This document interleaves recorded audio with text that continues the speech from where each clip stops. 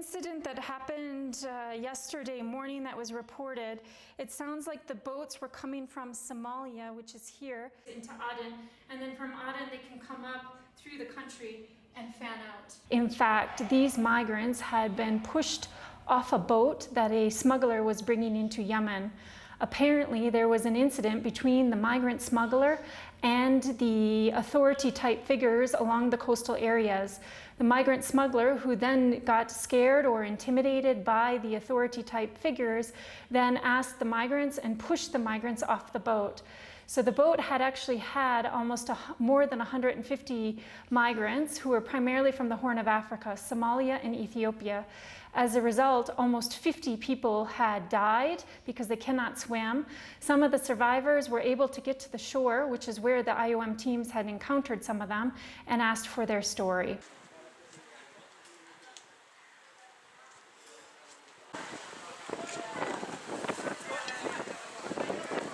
Migrant smuggling to Yemen is not new. It happens every day.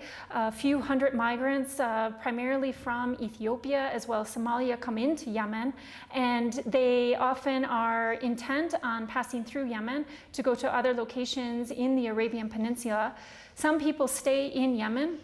We know that IOM, for example, in the last several months has encountered almost 2,000 migrants, Ethiopian migrants, each month during our coastal patrols. And unfortunately, these incidents do happen. IOM is outraged at the incidents, the behavior of the migrant smuggler, although we know smuggling is a dangerous thing, and there are plenty of reports around the world where migrants die at sea.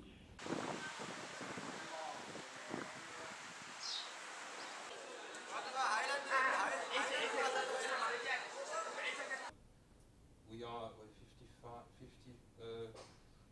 35 bodies and collapse and failed states.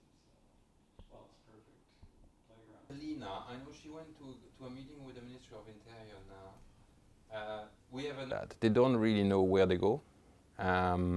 It's organized, and when they aim at reaching a place in the Arab Peninsula where it's said to be wealthy and they can find jobs. They have some members of their family who succeeded and who are passing that message back home, or transferring money back home, so which is quite attractive for some.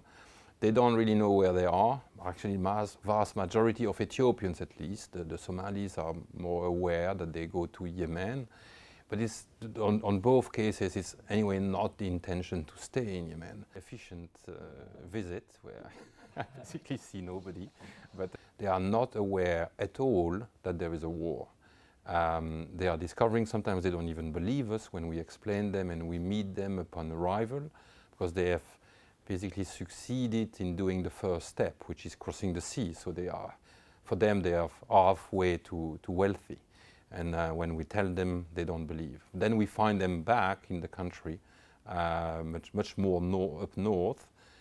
There they admit that we were right, and at that stage they ask us to help them to return back home because they give up. He's also at the beach now.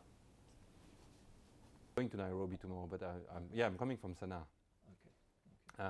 But I'm going. My family is here, so I come to